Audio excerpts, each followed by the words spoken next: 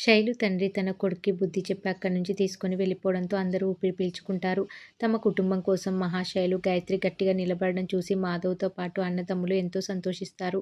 ఇకపై మహాలక్ష్మిని ఒంటరిగా ఎక్కడికి పంపించొద్దని, మళ్ళీ మళ్ళీ మనం రిస్క్ తీసుకోవద్దని మాధవ్ చక్రికి చెప్తాడు. ఆఫీస్‌కి వెళ్ళేటప్పుడు, వచ్చేటప్పుడు నువ్వు తోడుగా వెళ్ళమని చెప్తాడు. కానీ చక్రి తన నోటి దూలతో అదంతా పాడు చేస్తాడు. మహాలక్ష్మికి ఎవరి అండ అవసరం లేదని, తను సొంత కాళ్ళపై నిలబడాలనుకుంటున్నారని అని అంటాడు చక్రి. ప్రతిరోజు మనం కాపలాగా ఉండలేమని, తన రక్షణ తాను చూసుకోగలదని గొప్పలు చెప్తాడు చక్రి. చక్రిని బయటకు తీసుకెళ్లి మాధవ ఒక్కటిస్తాడు. నీ భార్యతో ప్రైవేట్‌గా వెళ్ళడానికి నేను కష్టపడి ప్లాన్ చేస్తే మొత్తం పాడు చేసుకున్నావని తిడుతూ ఉంటాడు మాధవ. దీంతో చక్రి చాలా బాధపడతాడు.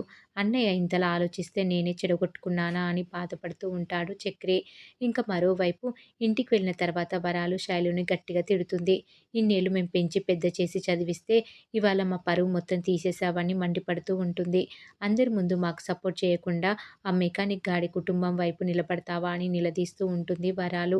ఇందుకేనా మేము తాహతు మించి చదివించింది అని అరుస్తూ ఉంటుంది. ఇకపై నీకు చదువు వద్దు ఏం వద్దు నోరు మూసుకొని ఇంట్లో కూర్చోమని చెప్తూ ఉంటుంది.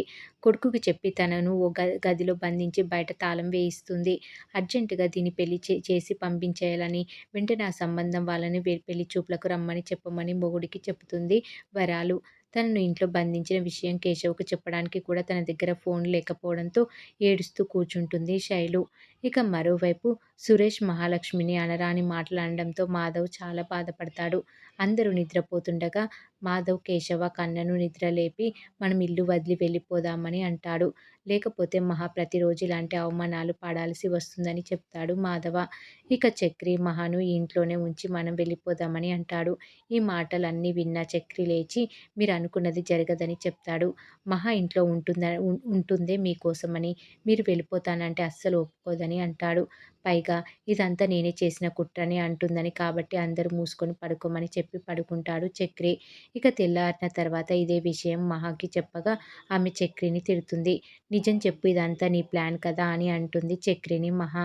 నేను రాత్రి చెప్పాను కదా ఇదంతా నా ప్లాన్ అని అంటుందని అని చక్రి అంటాడు. నాకు దీనికి ఏ సంబంధం లేదని చెప్తాడు చక్రి. దీంతో మాధవ్ ఇది మేము తీసుకున్న నిర్ణయం అని చెప్తాడు. మనం ఎలా ఉన్నా అనేవాళ్ళు అనుకుంటూనే ఉంటారని మహా చెప్తుంది. మీరు మీ ఇంట్లో నుంచి వెళ్ళిపోవడం ఎందుకు? నేనే హాస్టల్‌కి వెళ్ళిపోతానని చెప్పడంతో మాధవ్ వద్దులే అమ్మా అని అంటాడు. ఇక మరోవైపు శైలుని ఇంట్లో తాళం వేసి బంధించడంతో ఆమెను చూడడానికి కీర్తి వస్తుంది.